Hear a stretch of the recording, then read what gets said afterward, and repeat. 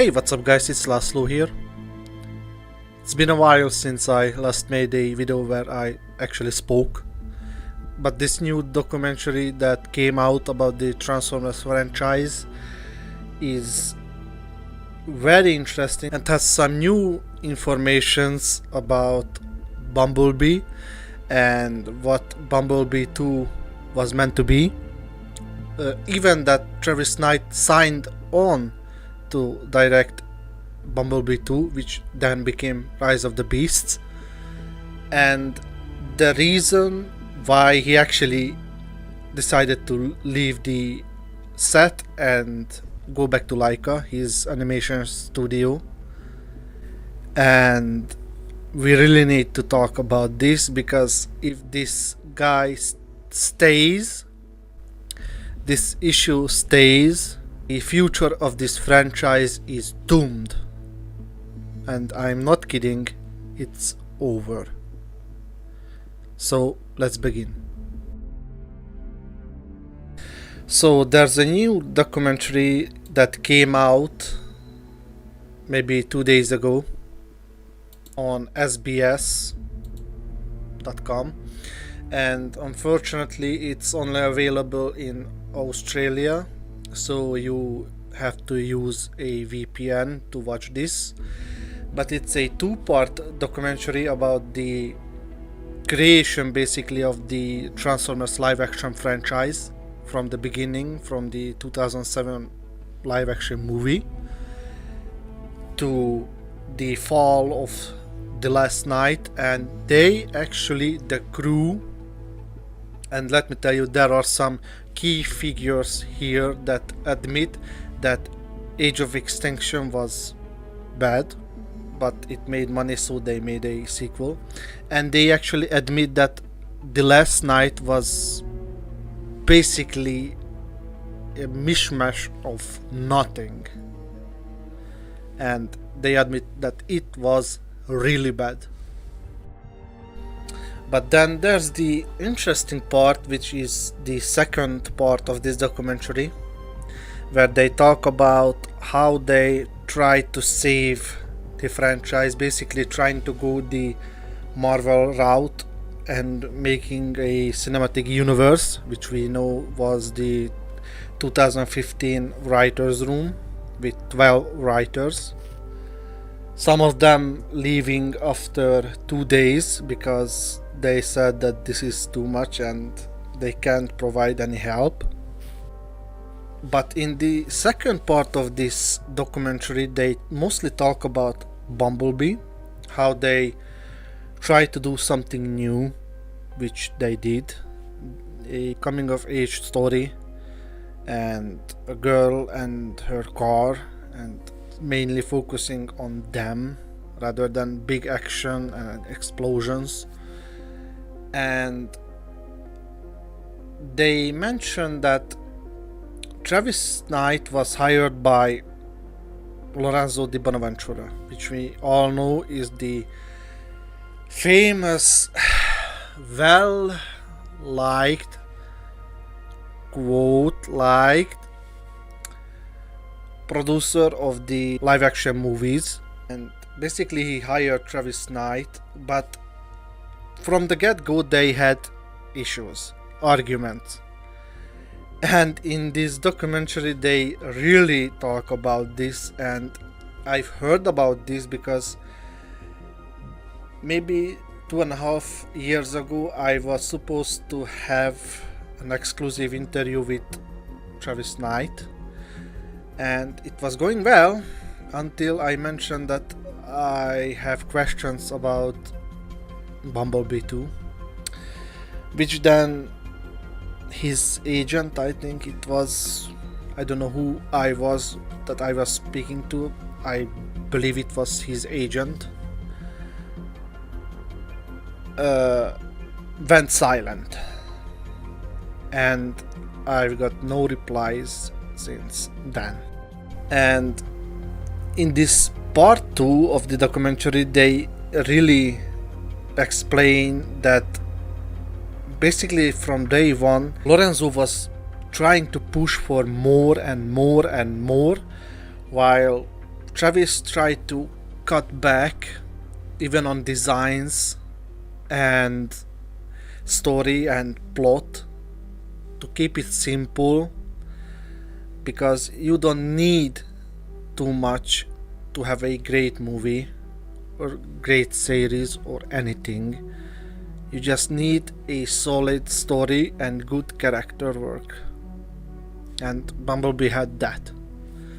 But it was revealed that Lorenzo was trying to push for more actions, more explosions, and yeah, Travis was frustrated on the set when filming, because Lorenzo was always on the set watching him and trying to add something to the script, while Travis had his clear vision worked out, storyboarded, and didn't want to make any changes, because he believed that once he had the vision, he had to make it.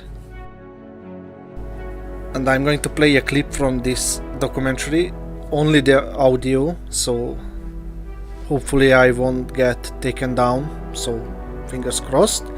But let's hear from the team. While Travis worked with the actors, longtime Bay collaborator De Bonaventura would have to keep an eagle eye on everything. He was always at every production meeting. He was very hands-on. He's every day on the set. He's every day giving notes. He's every day meeting with the writers. Because Lorenzo is not doing that to Bay. There's a different dynamic, you know what I mean?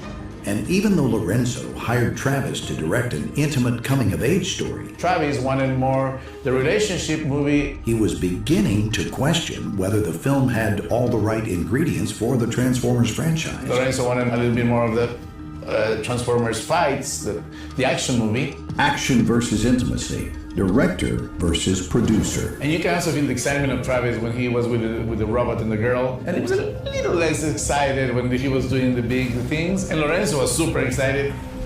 I didn't do much with Travis at all. The big battle at the end was a big dry dock area. There's a lot of stuff with the helicopter, and Enrique was doing most of the work. Were Lorenzo and Travis coming apart at the seams? There's always in the set that thing, that you can feel, but it speaks a lot that Lorenzo hired Travis. It was two aspects of Bumblebee. One was the relationship between the girl and the robot, and the other one was saving the world. There was a balance. Travis and Lorenzo, they reached a nice compromise. But then Bumblebee turned out to be a success, and Lorenzo somehow believed that he contributed a lot to that. And I mean, okay, it was a good suggestion to include this opening, to change the opening, but it was Travis who executed the Cybertron scene, and the artists at ILM, it wasn't Lorenzo, it wasn't his movie, it was Travis Knight's movie. Then we switched to 2020, and Bumblebee 2 was about to start filming. They had the writer, and Travis Knight signed to direct the movie, the sequel. He was even set to return early 2020 to start filming, but of course Lorenzo, being Lorenzo, kept pushing his ideas and I don't know what to call his brain farts on Travis, and he said, Travis, I'm just imagining, he said like, screw this, do yourself, it's not my movie anymore, bye. And he went back to Laika to direct the Missing Link movie. Well, at least Paramount had locked in Travis to direct, and he was set to roll cameras in early 2020. Until he wasn't. Knight's vision clashed with the franchises, so he returned to Laika to focus on animation. Rise of the Beast was supposed to be directed by Travis Knight, and was meant to be a more fleshed out sequel to Bumblebee.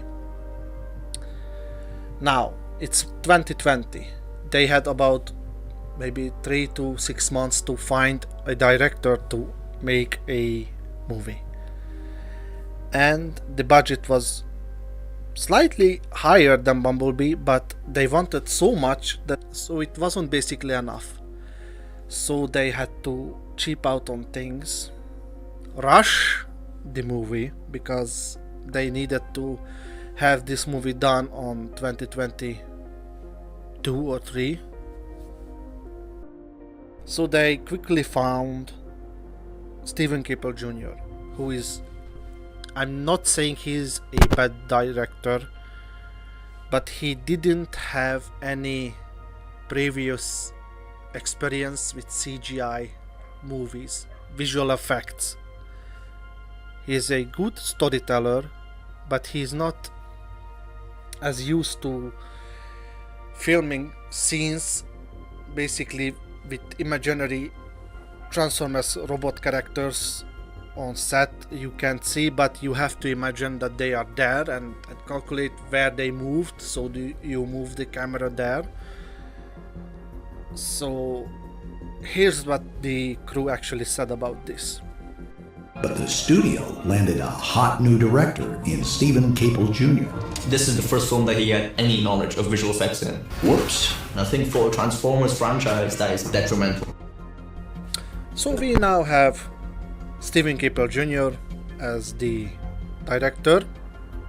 He brought on his own writer team to help.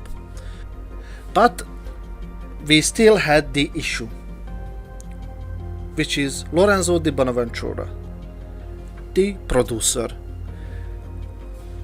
You know, we had so many behind the scene videos where they filmed like Optimus ramming Scourge through a brick wall in Peru, and that didn't make it into the final movie, but they had a poster to promote that scene. And so many deleted scenes and characters like Transit. And it's because the script kept changing every single day, even when they were filming. And the reason behind the constant script change? Lorenzo. And here's what the team said about this. And what threatened to sink the production was the unpredictable storyline. Every week there was a new script. Every week there were new scenes that we never... So we were planned for something, and the next week, everything that planned, to the trash. Let's plan for something else. The production was falling behind, and the changes were coming from Di Bonaventura. I think Lorenzo wanted a bigger scope. Maximize! He wanted a lot of robots, much more robots. He wanted a lot of fights, but much closer to a Michael Bay movie. It was huge. It was much bigger than Bumblebee. The original plan for Rise of the Beast was to keep what worked in Bumblebee. Thank you for giving me my voice. And then take the action up a notch to satisfy the Bayverse fans. I have come here to kick ass. But somewhere along the line, they just cranked up the spectacle. It was very complicated. At the end we did it, but it was not easy. It was not easy at all. Miraculously, Rise of the Beast completed filming on October 20th, 2021. On time, but over budget. The script changes blew up the production, but they had even greater financial consequences for the VFX house back in London, MPC. These things are costly, you know? You can change one simple thing in the story, and for you, it might just be writing a couple lines of script, but down the line, that could be tens of millions of dollars in like VFX changes. MPC had just 1 year to complete the visual effects for Rise of the Beast. Now we can see a common issue. And the common issue is the actual producer, Lorenzo Di Bonaventura. Now they actually said in this documentary that they are trying to pause the future movie to see where the cinema and the actual audience goes and what likes and what changes. But I have something to say. If they continue and make the movie for 2027, as I've heard from Inside News, and if they keep Lorenzo on board, no matter how good the story is going to be, or they plan the story to be, it's going to be changed so much because of this person, this producer, who has no idea what the Transformers fans want. And we can all agree on that. Be a fan of G1, the Bayverse, or the Beverse, Nightverse, whatever you call this, two last films. He has no idea what we want.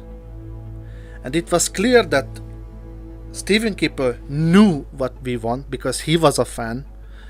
It was clear that Travis Knight knew what we want because he was a fan, but he was pushed to include stuff that didn't make sense and basically compromised the story. Now, Travis was lucky enough to save his movie because actually Michael Bay said that he was trying to protect Travis Knight's original idea, but on Rise of the Beast, despite Michael Bay being still a producer and being on set actually to help Steven Kipper, they didn't care about the story. They gave up. It seems like they gave up. And if they keep this producer on board for the future movie, no matter how good the script is going to be, no matter how good the director is, writer, the actors, the Autobot cast or the Decepticon cast, it's going to be a flop. And it hurts to say that. And sadly, after many years of experience and inside infos and leaks, I 100% know this. So Hasbro or Paramount, if you guys watch my videos, which I doubt, but maybe, please, on behalf of the Transformers fans, I speak, get rid of Lorenzo di Bonaventura. Thank you for watching.